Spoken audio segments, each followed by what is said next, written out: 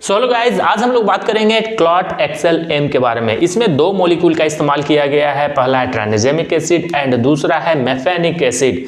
दोनों ही मॉलिक्यूल एक blood clot का काम करता है और दूसरा पेन को रिलीफ पहुंचाता है। यानी अगर आपको हैवी ब्लीडिंग हो रही है विथ पेन, दर्द के साथ अगर आप हैवी ब्लीडिंग में से जूझ रहे हैं तो इस मेडिसिन का इस्तेमाल किया जा सकता है।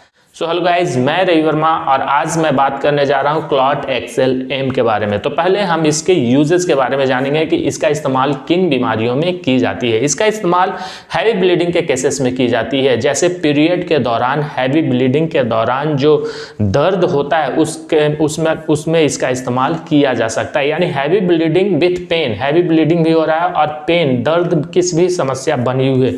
तो पीरियड के दौरान जो हैवी ब्लीडिंग होती है उसमें दर्द की भी समस्या बनी हुई होती है, तो उस दौरान क्लॉट एक्सएल-एम का इस्तेमाल किया जा सकता है। अगर आपके दांतों का ऑपरेशन हुआ है, दांत कबाड़वाए हैं, आप कबाड़ा गया है, दांत सर्जरी हुई है, तो उस दौरान भी दांतों में दर्द भी होते हैं और कभी कभी हैवी ब्लीडिंग की समस्या भी देखी गई है, तो उस दौरान भी क्लॉट एक्सएल-एम का इस्तेमाल किया जाता है। क्योंकि क्लॉट एक्सएल-एम ब्लीडिंग रोकने के साथ साथ आपकी जो दर्द की समस्या है उसे भी कम करती है।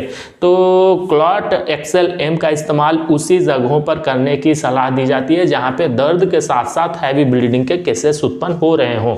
तो अगर आपके नाकों से ब्लीडिंग हो रही है तो उस दौरान दर्द बिल्कुल भी नहीं होते, लेकिन ब्लीडिंग लगातार चलते रहती है, तो नाकों से जो ब्लीडिंग होती है उसमें आप प्लेन क्लॉट एक्सएल का इस्तेमाल करें, क्लॉट एक्सएल-एम का इस्तेमाल ना करें। जहां पे आपको ब्लीडिंग के साथ साथ दर्द की समस्या है वहां पे इसका इस्तेमाल किया जा सकता है। सर्जरी के दौरान भी कभी कभी दर्द उत्पन्न होते हैं और ब्लड नहीं रुकते हैं, काफ़ी हैवी ब्लीडिंग होती है, तो उस दौरान भी क्लॉट एक्सएल-एम का इस्तेमाल किया जा सकता है।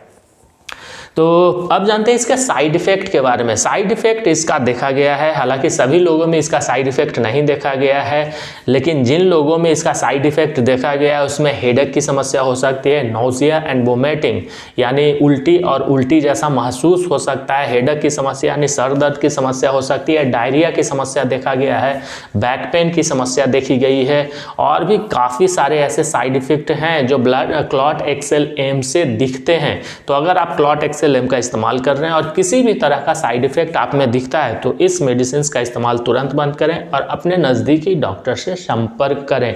क्योंकि अगर समय रहते साइड इफेक्ट को ख़त्म नहीं किया गया तो ये साइड इफेक्ट धीरे धीरे और भी काफ़ी ज़्यादा बड़ा रूप लेगा और आपके शरीर को नुकसान पहुँचा सकता है। तो आप जानते हैं इसके डोजेस के बारे में। इसके जो डोजेस हैं वो 3 टैबलेट्स पर डे के हैं, यानी मैक्सिमम डोज जो है वो 3 टैबलेट्स तक आप इसका इस्तेमाल कर सकते हैं।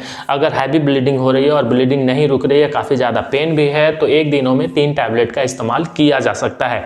लेकिन जब भी इस मेडिसिन का इस्तेमाल करें किसी भी नज़दीकी डॉक्टर से संपर्क जरूर करें, क्योंकि डोजेज की जो मात्रा है वो बढ़ाई भी जा सकती है बीमारी के अनुसार और घटाई भी जा सकती है। अगर आपकी ब्लीडिंग काफ़ी ज़्यादा हो रही है तो उस दौरान डोजेस की संख्या जो है बढ़ाया जा सकता है, डोजेस बढ़ाए जा सकते हैं, और ब्लीडिंग धीरे धीरे अगर कम हो जाती है तो उस दौरान डोजेस की जो संख्या है वो घटाया जा सकता है, डोजेस घटाए जा सकते हैं।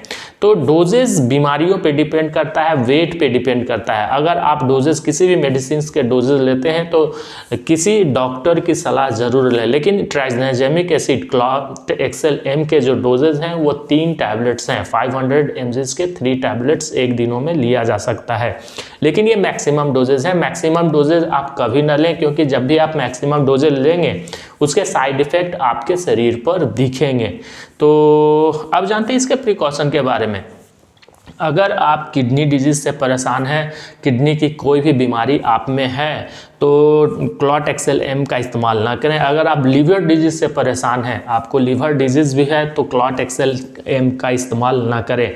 अगर आप प्रेग्नेंट हैं तो वहाँ पे डॉक्टर की सलाह लेकर के आप इसका इस्तेमाल कर सकते हैं। लेकिन ब्रेस्ट फीडिंग, बच्चों को दूध पिला रही हैं, तो उस दौरान इसका इस्तेमाल नहीं करने की सलाह दी गई है।